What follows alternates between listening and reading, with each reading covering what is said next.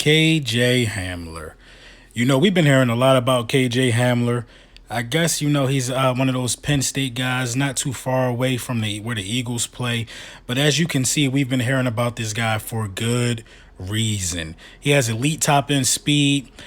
He really can catch. He got some great hands. I don't think he has every route tree down yet, but I think he has some tremendous upside, and it won't be a bad pick for the Philadelphia Eagles. The moves with the ball is just something that can't be taught. I mean, he has this escapability. He has this, quote unquote, chip on his shoulder, and I like the guy, and I like the way the guy really plays, man. You know what I mean?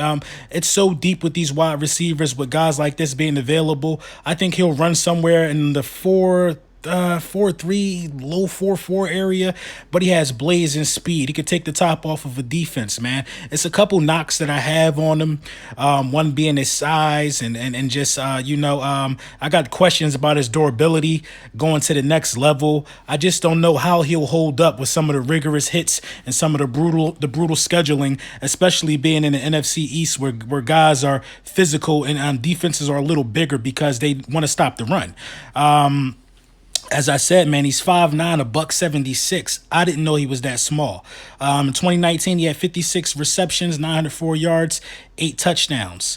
He had a pretty good season for that size, but everybody's bigger in the NFL. It's grown men time now, man. This is a comparison of his last 2 years at the college level. I'm really concerned about his height and his weight for what we need him to do. We need somebody that's going to be able to come in and turn things around. But would I take him in the second round? Absolutely. You know what I mean? He's put in work for Penn State. He's made a name for himself. I haven't really heard much about him during the Senior Bowl, but I think he's going to go. He's going to go in the draft somewhere, man. And just shout out to my guys at Evan Alexander, man. A lot of people have been giving me some good feedback on just the overall care I've been taking with my beard. They got a beard conditioner. You just put that on in the shower and you comb through, and then you just throw in the leave-in beard conditioner. Then you apply your balms and your oils after that. They got wooden combs and all of that stuff, man. I'm gonna leave the link in the description, man. These guys know beards. I'm not saying I'm James Harden, but I'm a little rosé-ish nowadays. I'm feeling like Ricky Ross almost. I'm gonna keep rocking with these products, man. These products are just great for all hair types, man. Coarse hair, straight hair, they get the job done, keep you well oiled during the day. Now, this second KJ, a lot of people are not talking about KJ Hill. Oh my God. The route running ability on this guy is just bar none. Look at this. The separation he can get. I think he has every route tree already down pat. KJ Hill is a stud. Played with Dwayne Haskins in college. Dwayne Haskins wants the Redskins to draft him. I mean, this guy is just a stud. He's turning heads. He is turning heads at the Senior Bowl. Look at his snagging one-hand catches. I mean, it's just filthy. It just gets filthy. From you know what I mean? He's bigger, 6 foot, 195. This is the type of guy that I like for the Philadelphia Eagles. I like this guy. 10 touchdown catches. I just want to show the filth on this again. 10 touchdown catches, and just a possession guy, a guy looking to be a force around the red zone area. He's going to get bigger and stronger, as will KJ Hamler. But this guy is more NFL ready with the body style now. Played 4 years. He's ready to come out. He got the professional thing down pat, and I respect the guy like this, man. I think he's been putting in a lot of work, and the Philadelphia Eagles should, a pro comparison for this guy right now, I would say Emmanuel Sanders. With the way this guy runs routes, he'll be able to block for us. He'll be able to get a lot of stuff done. So that's my KJ versus KJ. Who do you guys think the best? I'm just happy that one of the vacancies is filled at this point. You know what I'm saying? So we go ahead and hire former defensive coordinator for the Atlanta Falcons, Marquand Manuel. He done some things. He's done some things. You know what I'm saying? He had a hand in the Legion of Boom situation over there in Seattle. He worked his way up to defensive coordinator for the Atlanta Falcons. I'm not sure if he was the defensive coordinator when Tom Brady came back when they were down 28-3. In the Super Bowl, I'm not sure if he was that guy. I got to look that up. But you know what I mean? He did some things, man. He picked his bones. You know what I mean? Moving around in the NFL. I don't think he really got a fair shake as a defensive coordinator, but that could be to our game. You know what I'm saying? He was a defensive coordinator for 1 year and then he was fired. He was fired along with the offensive coordinator. So I can understand why the Atlanta Falcons made moves like that, because they are a ringless team. And, they're just itching and scratching and clawing to get something done right. But Marquand, Manuel, I mean, I like the intensity that he brings as a head coach.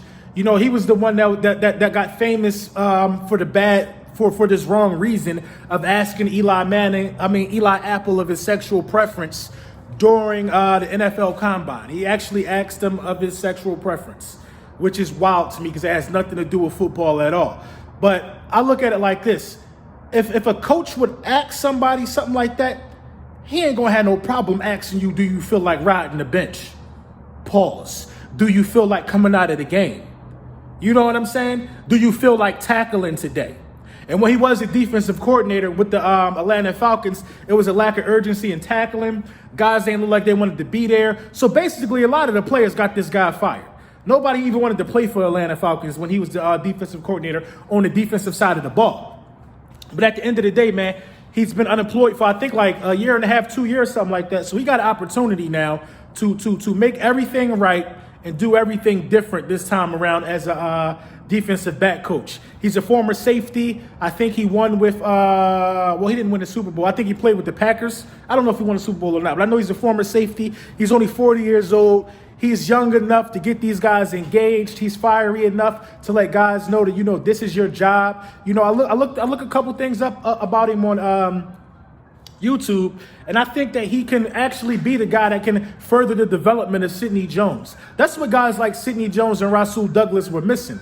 Somebody who could jump into him and further the development for him. Because we went about a lot of defensive backs and how they should be handled on our team very, very wrong. And a guy like Marquand Manuel is going to come in here. He's going to be urgent. He's going to see what we have, and he's going to work with it the best way we can. A lot of guys didn't do that. So I'm just hoping that, this is the guy for the job. I'm hoping that this is the guy that's going to peak this sense of urgency that we need in the defensive back room. I hope this is the guy who's going to challenge Jim Schwartz to do something a little different with his scheme. Because a lot of the problems with the Philadelphia Eagles don't really rely and it don't really reside upon, cornerbacks just getting beat.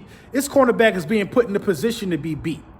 Now, tackling, that wasn't really a big of our concern last year. Dudes were tackling. Dudes were just getting beat. So technique was off, and the scheme just don't fit the style of cornerbacks that we have. If you want to be playing man-to-man all day, you need elite-level cornerbacks. Now, I think Sidney Jones can be molded. I think Avonte Maddox can be molded into elite-level cornerbacks. But you don't even know what's going to happen with the safeties. So Marquand Manuel got his work cut out for him.